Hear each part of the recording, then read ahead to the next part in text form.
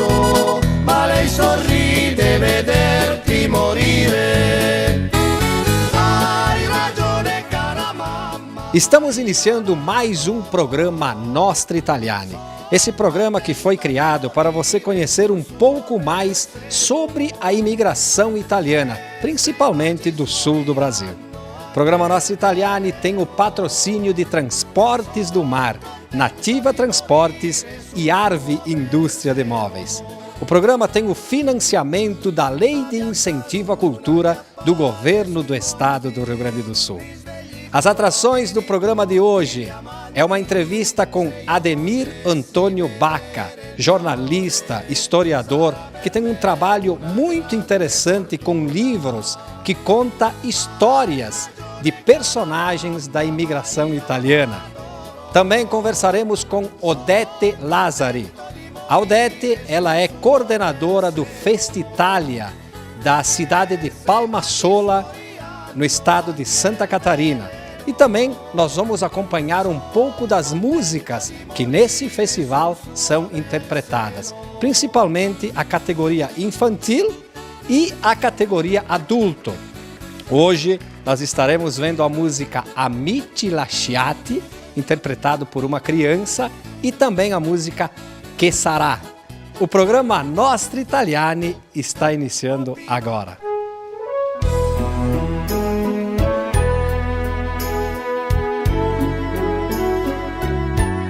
O programa Nostra Italiani de hoje traz presente a figura de Ademir Antônio Bacca, jornalista, escritor, enfim, ele tem uma série de atividades voltada principalmente à nossa cultura de uma maneira geral.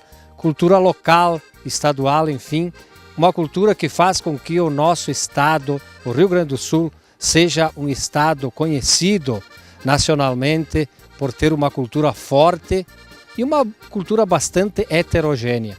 Vamos falar então com o Ademir Antônio Bacca. Tudo bem, Bacca? Tudo bem, Álvaro. Satisfação estar no teu programa, que é voltado à cultura italiana, à cultura dos nossos antepassados, à qual eu tenho dedicado uma boa parte do meu tempo. Bom, nós temos conhecimento, né, nos teus anos, enfim, de uma série de livros que tu escreveste contando as histórias diversas de personalidades regionais. Como é que foi essa ideia de escrever esses livros e o que conta esses livros e quantos livros tu tens? Bom, inicialmente foram 12 livros que nós publicamos, mas tudo começou porque eu tive a sorte de encontrar um daqueles parceiros que não é todo mundo que tem a felicidade de conseguir isso. O Arri Dalla Coletta, que já é falecido, infelizmente, o Arri era um grande contador de histórias. E ele veio trabalhar comigo no jornal e ele sempre contava as histórias e acabava, todos os encontros que nós fazíamos, terminava com o Arri dando um show e contando as histórias. E eu comecei a anotar essas histórias e um belo dia eu disse, vamos escrever um livro. Aí eu falei para o Arri, está aqui o original do nosso livro. Ele disse, mas que nosso livro? Está aqui o primeiro livro, Frotto Libusi. Mas a ideia inicial era ver que quando não se falava ainda em recuperar o italiano, que é a nossa grande língua da imigração, nós tínhamos uma preocupação com o dialeto vêneto. E também a preocupação com que as pessoas ainda pudessem falar. Então nós contávamos as histórias, mesclando em todas as histórias, tinha uma ou duas frases em dialeto. Esses teus livros, eles iniciaram em que ano e qual é que foi o ano da última edição? Agora tu me apertou. 1986, 87 nós lançamos o Frotto Libusi. No ano seguinte nós lançamos E ve le contemmo entretanto. Depois veio Marietta, Laghetto do Peradancoy.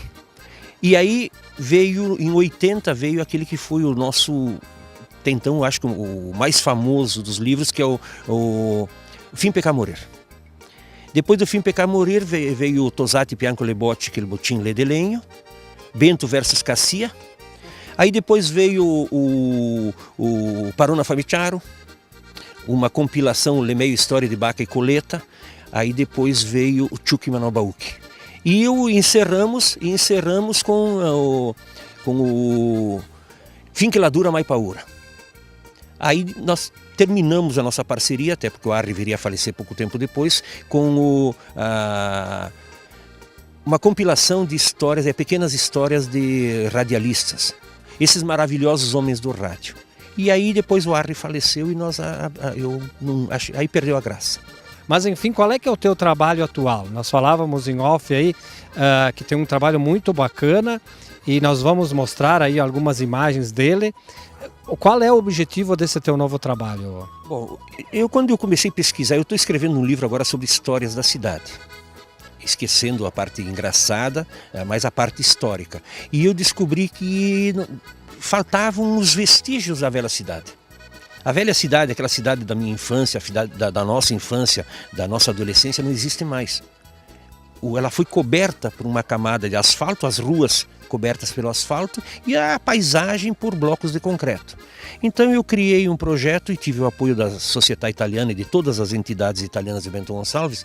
Nós criamos um projeto chamado A Bento Gonçalves que Guardamos no Olhar, que na verdade consiste nós desmontamos Bento Gonçalves, nós destruímos Bento Gonçalves, tiramos o asfalto de cima da pedra, a pedra de cima da terra e recuperamos com pinturas a Bento Gonçalves a partir de 1890.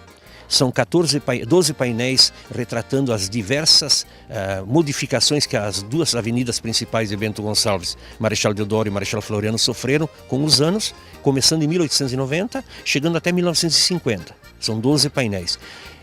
E contratamos um outro pintor que ele desenhou e retratou em forma de aquarela 14 prédios de Bento Gonçalves, 10 dos quais não existem mais, apenas na nossa memória. Então esse projeto que vai ser doado ao acervo da Secretaria Municipal de Cultura e também faz parte de um projeto futuro, talvez de cartões postais, dessas coisas, para contarmos, para mostrarmos o que era Bento Gonçalves antigamente. Perfeito, Demir Antônio Baca. Finalizando, Baca, a mensagem que tu deixa para o jovem que tem vergonha às vezes de dizer que é descendente de italiano, porque por toda aquela história que pejorativamente era colono e aquela coisa toda, que hoje colono é ser um orgulho. O que tu deixaria para ele? Ele tem vontade de falar, ele tem vontade de expressar e ele não... O que tu diria, enfim, para ele? Hoje eles encontraram uma palavra bonita, apelaram para o inglês para achar uma palavra bonita para usar no termo que, na verdade, sempre foi uma agressão. Hoje eles falam de bullying. E no nosso tempo era uma agressão, porque o que nós éramos na escola? Nós éramos filhos de colonos. E filhos de colonos, para a época, já era uma coisa que já nos deixava em desvantagem em relação aos outros. Por quê? Porque nós nos vestimos diferente, ou seja, de forma mais simples, nós não éramos assim despojados, nós nunca éramos os primeiros da fila, sempre escondidos lá atrás, tipo assim, quem não é visto não é lembrado. Nós mesmos muitas vezes tínhamos vergonha da nossa condição de descendentes de colonos. Por quê? Porque ser colono era feio. Nós não abríamos a boca por causa nós falávamos mal. Palavra que tinha 2 R's, nós botávamos 1, e quando era 1 nós botávamos 3. Então eu acho que nós precisamos recuperar, sim, a origem italiana. Nós temos que ter respeito pelas nossas raízes, descobrir que quando os nossos antepassados fizeram a viagem, saíram da Itália, eles sabiam que era uma viagem sem volta. Eles sabiam que estavam deixando para trás pais, avós, parentes e que nunca mais viriam. Isso é doído. Eles sabiam, hoje nós saímos, a gente sabe que nós temos a internet, sabe que eles vão voltar, e eles sabiam que eles nunca mais voltariam para a Itália. E eles vieram para cá achando que iam encontrar a tal da cucanha e foram enganados. Eles foram enganados, vergonhosamente enganados, porque eles chegaram aqui e não tinha nada do que prometeram. Veja a diferença. O orgulho, nós temos que ter orgulho da nossa raiz. A recuperação da língua do italiano. Isso foi uma coisa fantástica, mas junto com a recuperação da língua italiana, nós temos que recuperar, acima de tudo, o orgulho de descendermos de um povo que atravessou o oceano, numa viagem sem volta, e aqui, com suor, com o próprio suor, com calo nas mãos, construíram essas cidades maravilhosas e deram essa estrutura para que nós, hoje, pudéssemos estar aqui contando essa história. Esse é Ademir Antônio Baca. Foi um prazer em tê-lo conosco. Que Deus ilumine muito o teu caminho na defesa dessa nossa cultura. E a gente já volta com o programa Nostra Italiani.